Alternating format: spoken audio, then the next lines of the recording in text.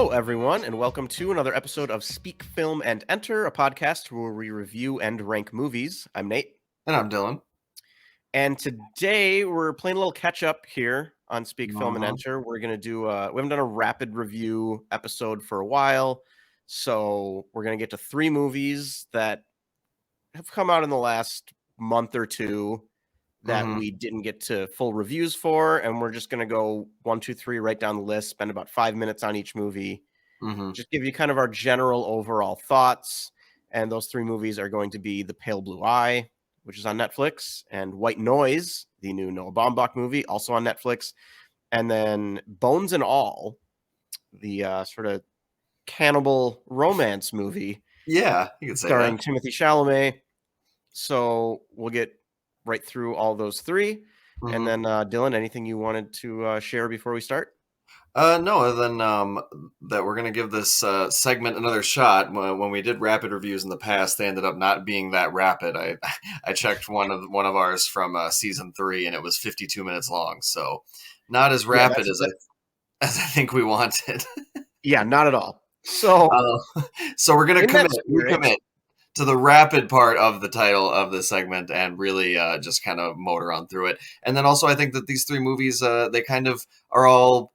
I like that they have kind of similarities in that they got big name actors. They're kind of out there. They had buzz. I feel like people have seen them, and we just didn't get a chance to review them. So this is a good way to knock out all 3.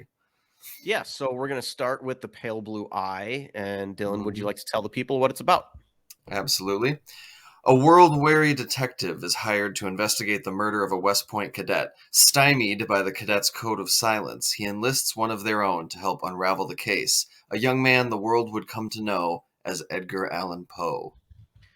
Yeah, so I think this has a great premise. Yeah. This came out on Netflix on, I want to say, January 6th and had a very short theatrical run before that, starring Christian Bale as the detective, Augustus Landor, and then Harry Melling as Edgar Allan Poe, who you would recognize as Dudley Dursley from the Harry Potter franchise. He was also in The Queen's Gambit, so kind of been moving on from his years as Dudley and sort of reinventing himself here. I was excited for this. I think it's, like I said, it's a great premise with like a young Edgar Allan Poe being involved in kind of a grisly murder mystery. Yeah. And I also think a fantastic setting. Yep. Where we go up to West Point in like upstate New York in the 1800s, and it's snowy and cold.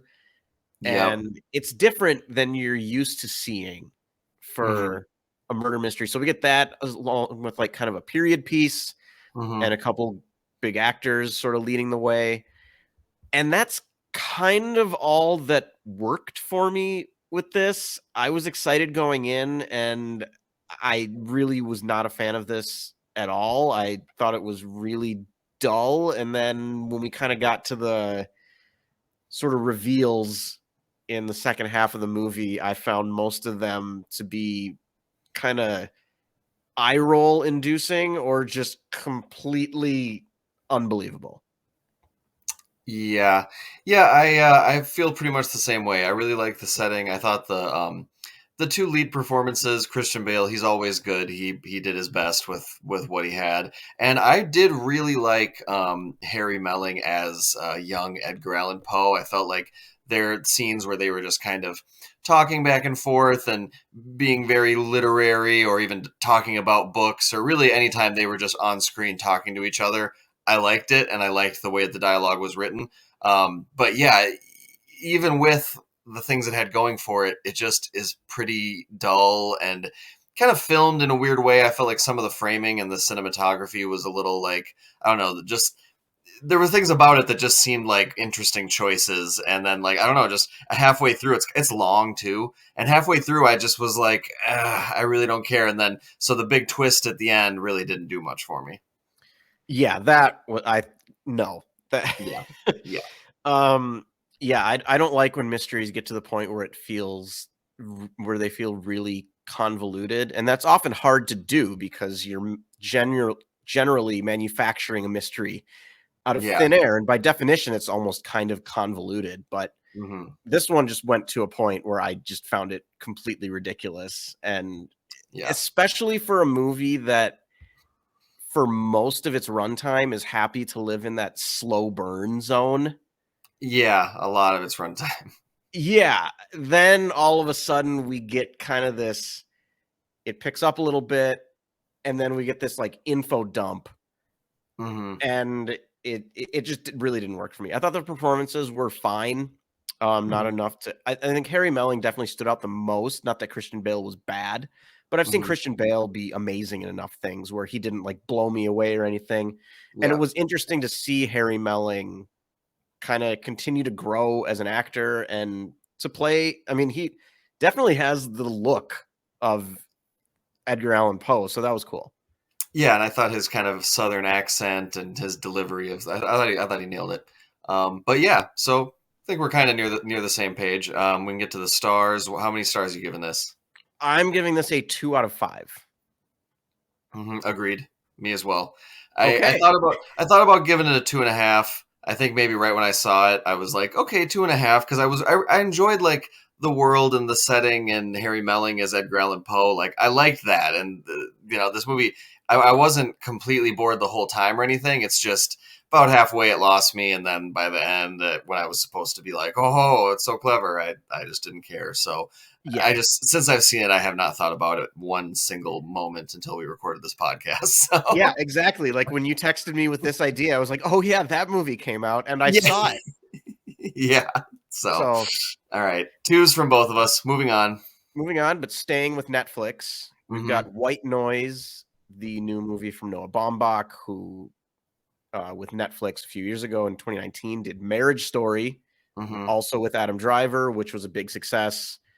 Nominated for Best Picture. Yep. Do they recapture the magic with White Noise? We will tell you what we think after Dylan tells you what the movie is about. Indeed. So White Noise dramatizes a contemporary American family's attempts to deal with the mundane conflicts of everyday life while grappling with the universal mysteries of love, death, and the possibility of happiness in an uncertain world. It's if that sounds comedy, like drama, horror. Yeah. If those all sound like a lot of big themes to pack into a movie, then you're correct.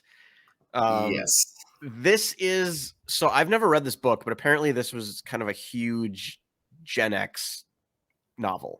Okay. And I've read that for a long time, people have kind of described this book as unadaptable, which I find fascinating. Okay. Yeah. I like Noah Baumbach a lot. Adam Driver is one of my favorite actors. This also has Greta Gerwig and Don Cheadle in it as well. Yep. He was perfectly cast for his role in this, I felt like. Yeah, for sure. It's pretty long at 136 minutes. Yep. And to me, it was one of those movies that felt simultaneously too long and not long enough. Okay, interesting.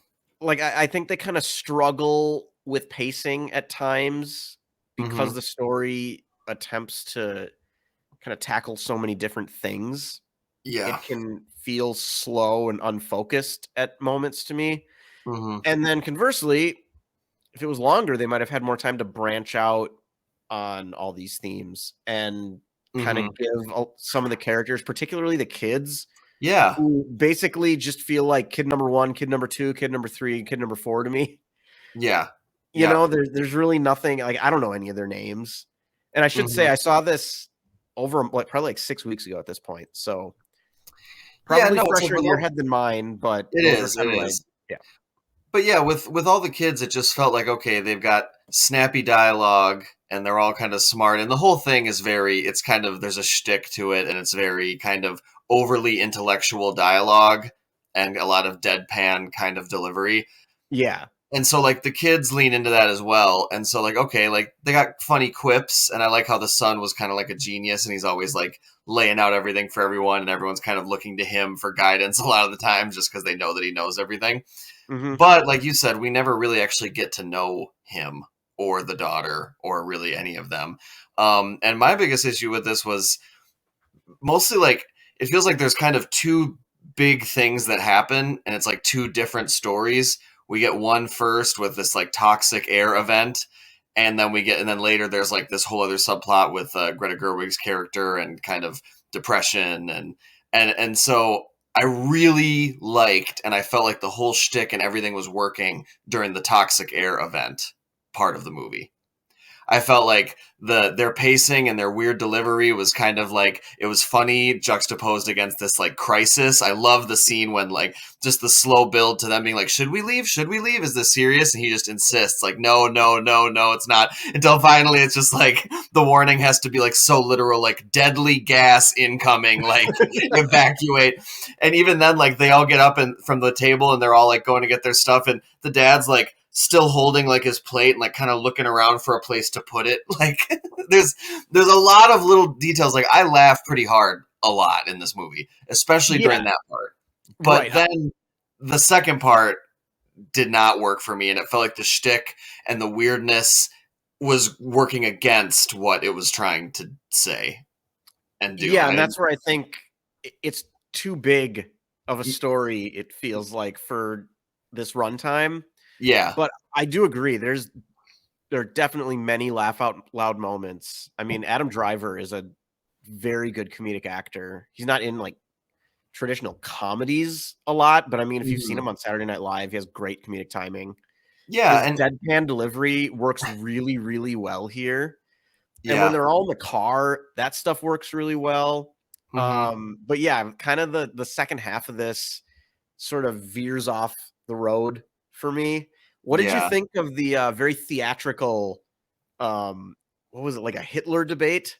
The speech that he gives at the so it's like he's like the preeminent like Hitler scholar in America, and that's kind of his job. So he's his professor. So like most of the time you see him, he's just kind of this kind of a little aloof kind of dad who speaks very eloquently, but is always kind of like he's just in a dad. But then you get him in a lecture hall talking about Hitler, and he just like takes off on this epic speech, and people are like clapping and coming from other classes to witness it. Yeah, he's moving around like he's summoning rain or something.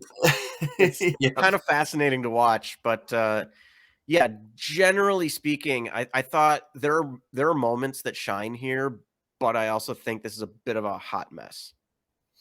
Yeah, so I agree, and it's how much does the mess work, and I'm really torn on it. I think, I just think a lot of it. I can see this has been getting a lot of bad reviews, and I can see why the average score is so low, because if the deadpan delivery and dialogue doesn't make you chuckle consistently, you're probably going to hate this movie, because it really leans into that. Yeah. Like, and a lot of the things were like, okay, normal kids this age wouldn't be talking to each other like this, but like, yeah, but that's the joke. So I don't know. Right.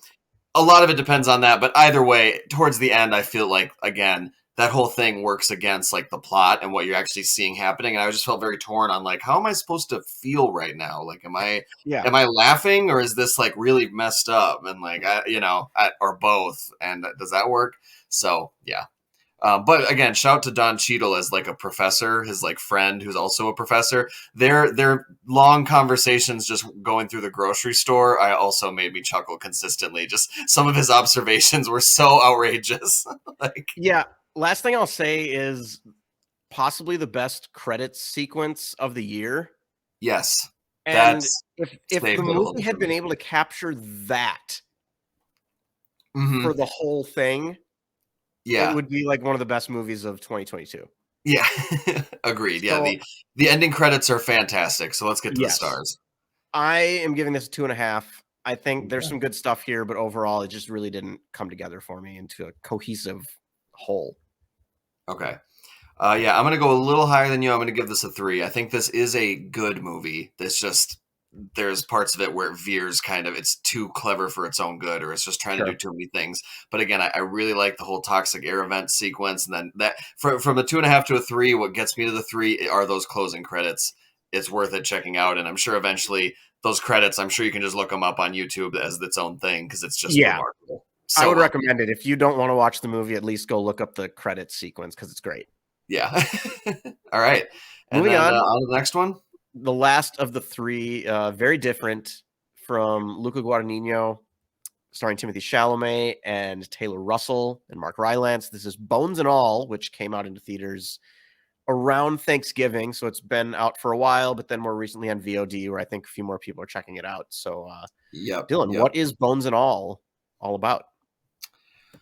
Marin, a young woman, learns how to survive on the margins of society. How's that for vague? Is that it? Yep. That could be like half the movies ever made. Yeah, it's a lot of movies about people learning to survive. It's about cannibals, people. Yes, it's the cannibal love story. Have you heard about it? Yes, she's a cannibal. Timothy Chalamet's a cannibal. Mark Rylance is a cannibal, and they travel America. Yep, exactly. And not to do cannibal things, and sometimes trying not to do cannibal things. Sometimes, yep. We even have Michael Stuhlbarg as a cannibal. Andre Holland is not a cannibal, but he is in this movie. Yep. But yeah, we should say, just to clarify, their characters. Just to be fair. I suppose, yeah, that is fair enough. So yeah, this movie also very, very interesting. A lot of similar to White Noise in that I felt like it was trying to do a lot of things, or particularly two very different things, and it was trying to commit to both of them very hard. And that is a hardcore kind of body horror movie about cannibals, and a lovers on the run kind of Wild at Heart or Badlands-esque, and just merge those two things with the hottest young actor around, Timothy Chalamet, and I was going to say general newcomer across. Well, Taylor Russell was in Waves, if you remember. Okay, that's where. Okay. Yeah, she's been in a few other things as well. Words on Bathroom Walls, I think, came out 2020, which has generally pretty good reviews. Kind of another YA movie, but yeah, I don't think she hasn't had that big moment. Yeah. I think she's really good in this movie. I think all the acting is, for the most part, really good in this movie. Mark Rylance is really unlike any other Mark Rylance role that I've seen him in. He is extremely creepy. Yes. In Bones and All. Dark, unsettling. Same with Michael Stuhlbarg. So I really liked it for that. We're big fans of both of them on this podcast. So yeah, in one movie, getting them both acting against type was really fun to see. Yeah, for me, I mean, you mentioned kind of the two different things that we have going on here. For the most part, this movie worked for me. There are a few things where, like, I mean, like, big picture, I don't quite get the metaphor this time. Yeah, it seems like it works as a metaphor for a couple different things, but like not perfectly for any one thing. Right. But kind of putting that aside, I think the chemistry between the leads is good. This movie looks amazing. This is one of my favorite looking movies of the year. There are a lot of shots at like certain moments of the day where I don't know if it is a lot of natural light, but it feels like they're shooting in a lot of natural light. Just kind of driving through these small Midwestern towns, like at twilight or like right at sundown or right kind of when the sun's coming up, like just a lot of specific shades of light that just made me think I don't see a lot of movies shot right at this time of day. Yeah, I agreed. I think if I had never seen Badlands, I would have probably been like, I've never seen anything like this before. Yeah. That's really the only movie that's kind of about this and also shot the same way. Yeah, in a way, for sure. This doesn't work as much as Badlands does for me, but I still really enjoyed this. Like I said, though, mostly the way it looks and just the acting, and it's got a few sequences that I think are phenomenal. I think when Taylor Russell's character meets Mark Rylance's character for the first time, I think that's great. Yeah. I think when her character goes to visit someone in a mental hospital, that would be my pick for the scariest scene of the entire year. Yeah, I noticed in your Letterboxd review that you said this has one of the scariest scenes of the year, so I was wondering what that was. And I would agree. It's that one. Yeah, because by that point you're on the edge of your seat and just like, wow. Yeah, I thought that was great. I can see the ending really bothering some people, and specifically how it ends. I wouldn't say I love that, but the way that the climactic sequence is shot and plays out and everything that's happening there, I thought was great. Mm-hmm. So there's a lot in this movie that works for me, and I guess I found it kind of easy to just sort of ignore the stuff that didn't work didn't fully detract. It just kept it from rising, really. Yep. No, I would agree. I think for the most part, I felt like, I don't know, I was intrigued. I was totally like with the story. I thought, like you said, it looks beautiful. Big shout outs to the director. And then, Chalamet is just killing everything right now. So he was fantastic. Um, and yeah, even though the hard kind of shifts from one to the other, like I felt like for the most part it worked, and they kind of have a device with some recordings that she has of her dad that they kind of give us in pieces, which I thought that was well done. In general, I thought it was good. So I'd be willing to watch it again. Definitely some of the body horror stuff definitely goes for it though. Like For there's some sure. moments that you And might that's be not squeamish. You my might have thing. to, yeah. But I thought it was good, and like I said, with that cast, especially Rylance and Stuhlbarg, like it kind of has a built-in floor for me. Like I thought I had a good time. Yeah. So what would you give this? All right, I am going to give this a 3.5. I think this is pretty good. Not quite good enough to get a 4, and I can't even really articulate why. Just kind of the stuff that you touched on, and just I don't know. So I definitely want to watch it again so I can kind of clarify what my thoughts are about it, and kind of like you said, like what is it actually trying to say? Is it actually trying to say anything, or is it just throwing Right. a lot of kind of interesting ideas? And it's the type of movie that can mean it's in the eye of the beholder. Like you can interpret it very different ways. Yeah, I mean, it's definitely on purpose that this takes place in the 80s during Reagan's America as kind of a Yeah. journey across the Midwest. So you can take that in a few different ways if you want to. But I agree. I'm giving this a 3.5. I enjoyed this and thought about it for quite a bit after I saw it, and I would definitely watch it again. All right. Definitely not recommended for everybody, though. If the cannibal thing turns you off before watching it, it's not going to be different and win you over.